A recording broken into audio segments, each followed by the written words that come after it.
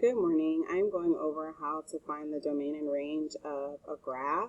So this is related to your IXL quiz. This is lesson A and C. So I'm going to start it for practice to help you do well on your homework, because I'm kind of seeing some 70s and 50s on your homework. So I want to show y'all how to do this. I should have done this before.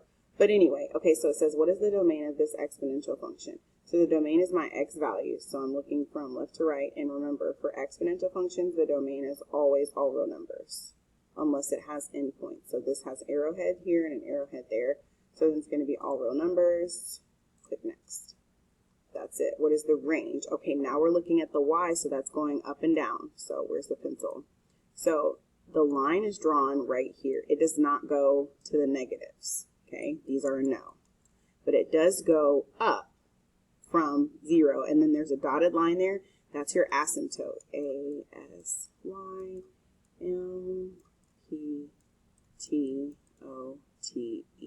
So remember, your asymptote from your notes yesterday is where your line approaches, where your curve approaches, but it never touches. So this is going to be y is greater than 0. Not equal to, but greater than, because it's above 0. And then we'll click submit. The range, same thing. Here's my asymptote. It doesn't touch it. It's dotted. Boom. It's all of these going up here above the y. I got to look at my y values. So they're above 0. That's this one here. Y is greater than 0. This is less than 0 because it makes an L for less. And I don't want less. Domain, all real numbers.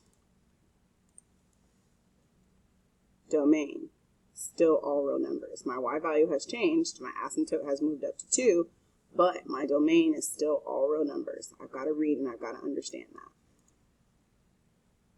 Domain and range. Domain is all real numbers. Now my range has changed.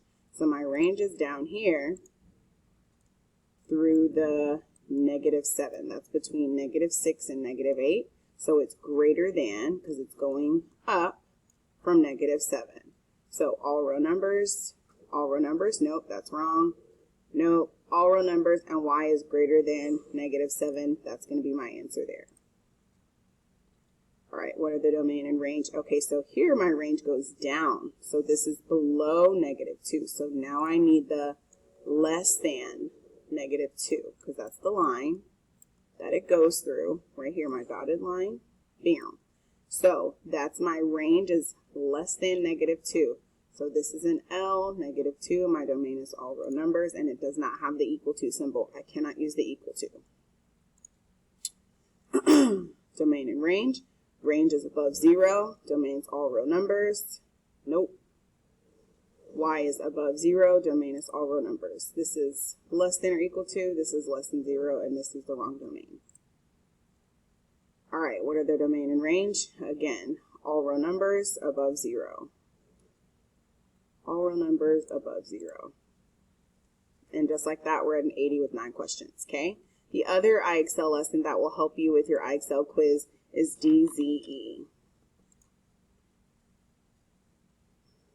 This is looking at the equations. So I would suggest that you go to Desmos so you can see the graph yourself. Desmos, 5 to the x power. If you look at it, your asymptote is still y is 0. So it's above y for my range, and my domain is all real numbers. And it's asking for the domain. The range, 6 to the x power. So come over here, type in 6 to the x power. My range is still everything above 0. So y is above 0. What is the domain of this exponential function? So now I'm going to do 8, and then 8 times that. Still above 0. Domain is all real numbers. So my range is above 0. My domain is all real numbers. And it's asking for the domain here, all real. What is the range of this exponential function? 7x minus 9. Or 7 to the x minus 9. 7 to the x power minus 9. All right, so it moved So now it's down here, and then this is my asymptote. So my range is now -9 and up because it went down 9.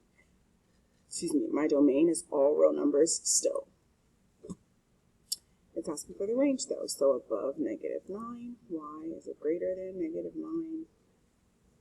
This is +9, nope. This is less than, and this is, let's double check. It's down here with the negatives. So it's y is less than -9. Okay, what's the domain here? -2 times 8 to the x power. -2 times 8 to the x power. Let's zoom out. Okay, so this opens down because it has this negative. So now my range is below 0, but my domain is still all real numbers. And it's asking for the domain. Easy. Y'all, domain is always all real numbers, okay? Unless it has endpoints. 5 to the x minus 6.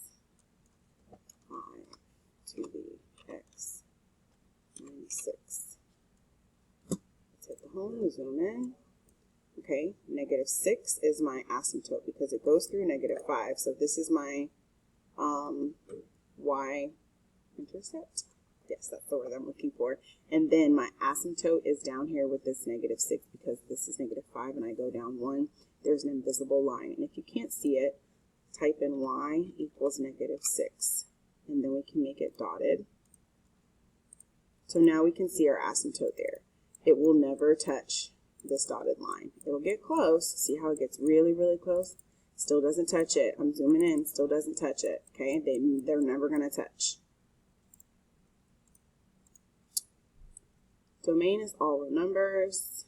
Y is greater than -6. What are the domain and range of this exponential function? Okay, I hope you catch the drift. I'm going to move on to the notes for today. And let's look at it.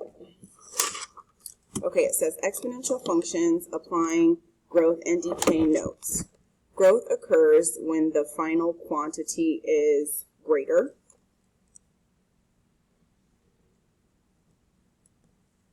And then decay occurs when the final quantity or amount is smaller.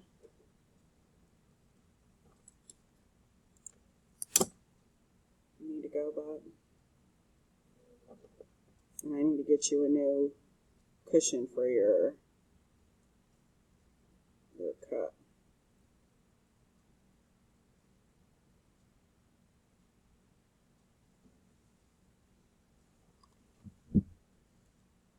So for exponential growth, the function formula for this would be y equals a times 1 plus r to the x power. And then this is y equals a times 1 minus r to the x power. The b is my rate, okay? That's my either 1 plus or minus the r. And the r is a percentage. So we've got to convert it to a decimal.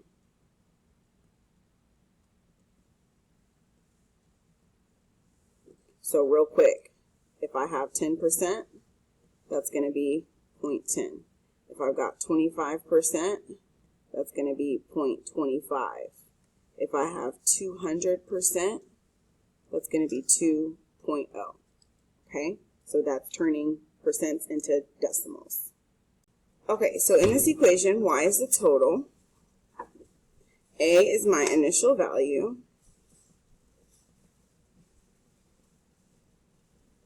or my y-intercept, r is my rate of growth or decay,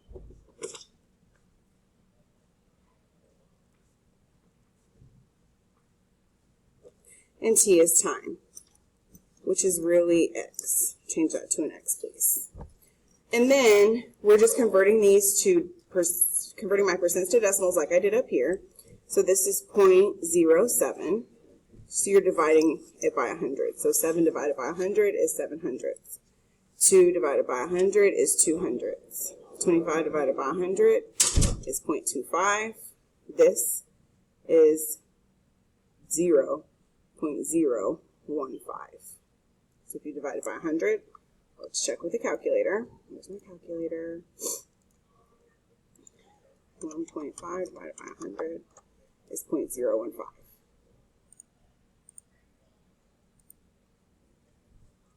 This is 1200ths, 1900ths, 3300ths, and this is 1.2 because it's past 100%. So this is the grade that we want on our test. I want 120% on my test. I want 120% of my money, okay? So here it says the amount of topsoil that is lost due to winds in California every year is decreasing at a rate of 4% every year. So 4% is 0.04. In 2012, there was 2,300 square miles of topsoil. So that's my initial value. Based on this information, how much topsoil will be left in 2017? So we do 2017 minus 2012, which is 5 years. So that's my X, 5 years. And my Y is my total. So I've got to set up an equation and find out what I get after 5 years. Okay, one more time. We have to take 100% and we have to decrease by 4%. What did you say you got? 0.04. When you, no. Subtract 100 minus 4. 96. Now divide it by 100. 0.96. Okay? That's going to be my rate because I have lost how much? 4%. I've lost 4%. A is my what? My y-intercept and my, how much did I start with? 2,300 square miles. Time, how much time passed from 2012 to 2015? 17. Thank you. Y'all did the math correctly. I read the number wrong. 2012 to 2017. 5 years, not 3, my bad. And this is X. Y is going to be my answer. So now I've got to put it all together. Y equals, what's my starting value? 2,300 times, what's my rate? 0.96. And then what's my time? To the 5th power. Then none of these are variables except Y. I can solve for him. Go to Desmos.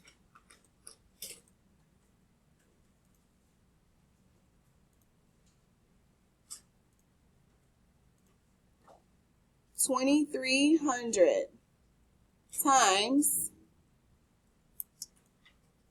0.96 to the 5th power. Let's round to the nearest 10th. So this is 1873.35. The 5 tells the 3 what to do. Does it go up or stay the same?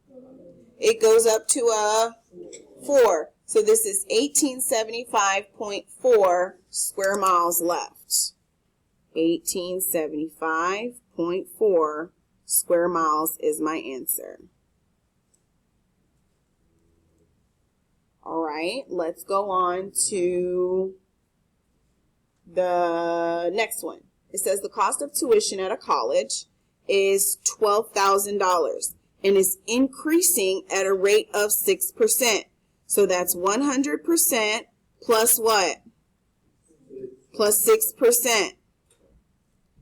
What will the cost of tuition be in 4 years? In your calculator, do 100 plus 6. Divide it by 100. 1.06 is my rate. Is this growth or decay? This is growth. My initial cost is how much for college? $12,000. And how much time will pass? 4 years. Y equals, who's my initial value? Remember, I'm doing A, 1 plus R for growth to the X power. Y equals 12,000 times, I've already done this. Good. 1 600ths to the 4th power. Good. Let's calculate.